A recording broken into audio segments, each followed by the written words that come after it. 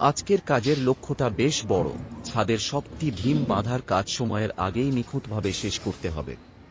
সবাই যে যার পজিশন বুঝে নিল।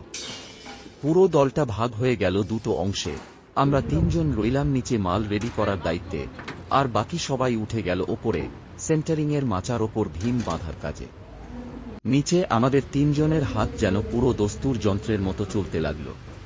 বাশিস তীক্ষ্ণ নজরে খেয়াল রাখছে। রোদের তেজ বাড়ার সাথে সাথে গায়ে ঘামের ধারা নামলেও কারো কাজে কোনো বিরতি ছিল না। ওপর থেকে মিস্ত্রির জোরালো হাত ভেসে এলো, দেবাশিস, নিচের মাল রেডি রাখো।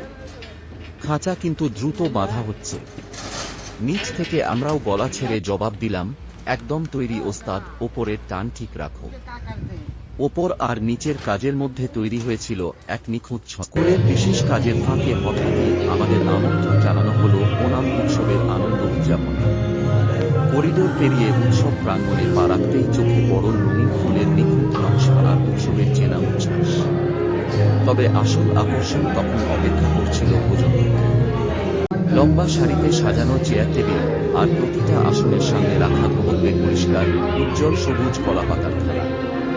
আমরা আসন গ্রহণ করতেই শুরু হল দক্ষিণ ভারতীয় ঐতিহ্যের চিরন্তন স্বাদ উৎসব ওনাম সান্ধ্য। প্রথমে পাতার এক কোণে পরিবেশন করা হল মুচমুচে কলার চিপস, উত্তেরি এবং গুড়ের কোণের দেওয়া মিষ্টি শর্করা ভাত।